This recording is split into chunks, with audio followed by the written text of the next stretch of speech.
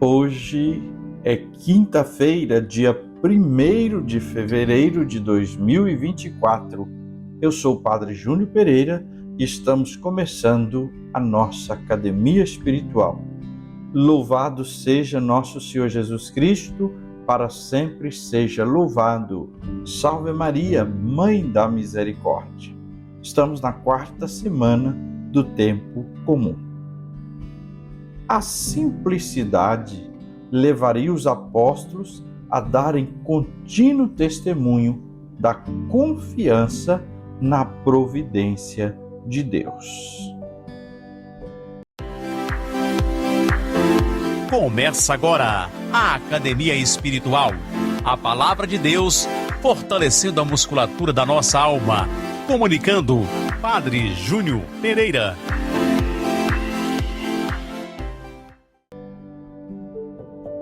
O texto proposto para a nossa meditação nesta quinta-feira é de Marcos, no capítulo 6, versículos de 7 a 13. Proclamação do Evangelho de Jesus Cristo segundo Marcos. Glória a vós, Senhor. Naquele tempo, Jesus chamou os 12 e começou a enviá-los 2 a 2, dando-lhes poder sobre os espíritos impuros. Recomendou-lhes que não levassem nada para o caminho, a não ser um cajado, nem pão, nem sacola, nem dinheiro na cintura. Mandou que andassem de sandálias e que não levassem 2 túnicas. Jesus disse ainda: quando entrardes numa casa, ficai ali até a vossa partida.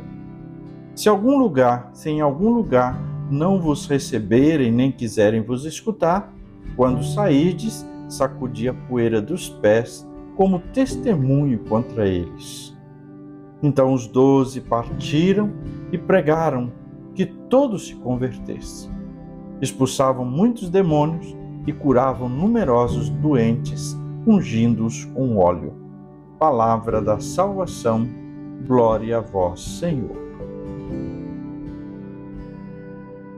No Evangelho de hoje, nós vemos que depois de estarem com Jesus, chegou o momento em que eles precisavam, os discípulos, fazer uma experiência de saída, de também falar do reino de Deus.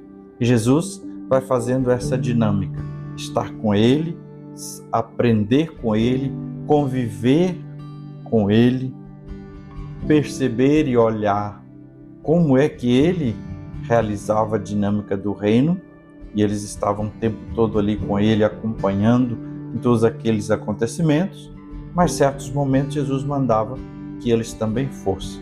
E afinal de contas, depois que Jesus subisse aos céus, a missão continuaria na vida e na obra dos discípulos, né?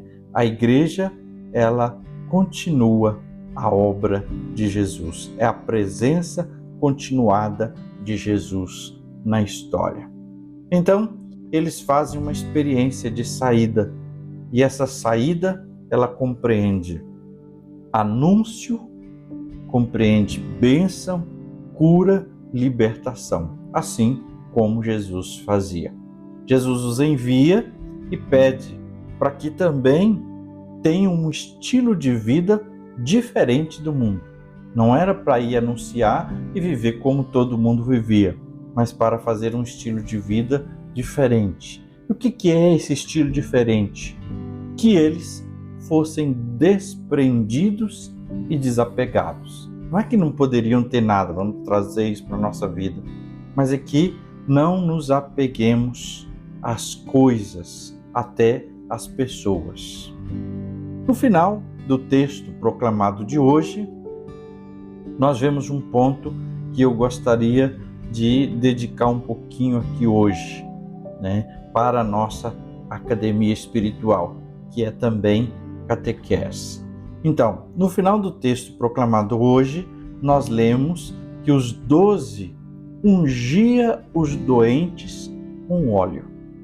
Nessas breves palavras do versículo do Evangelho, a igreja compreende o propósito do sacramento da unção dos enfermos.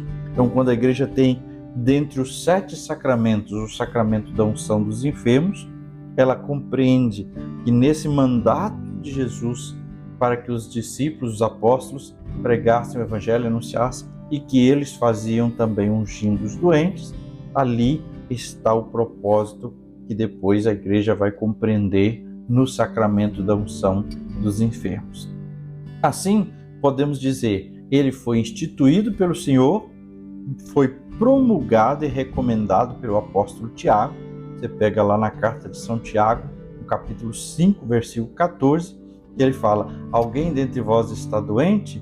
Chame os presbíteros da igreja, para que orem sobre o doente e unja com óleo em nome do Senhor. Se tiver pecado, eles serão perdoados.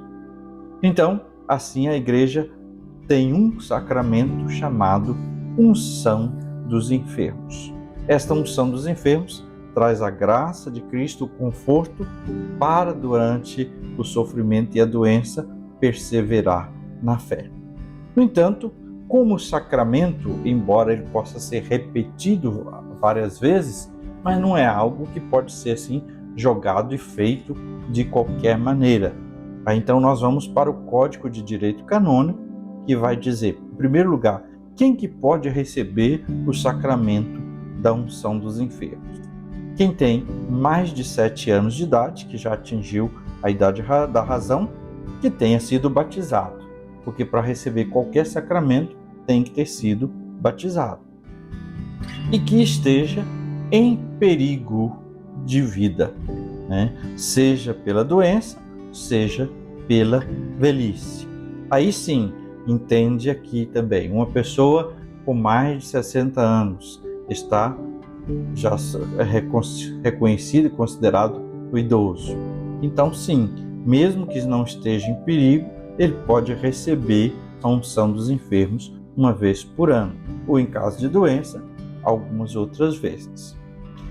Este sacramento ele pode ser repetido se a pessoa recair numa doença grave ou se a mesma enfermidade agravar. Então veja, a pessoa está doente, está correndo risco de vida, aí foi ungida pelo padre.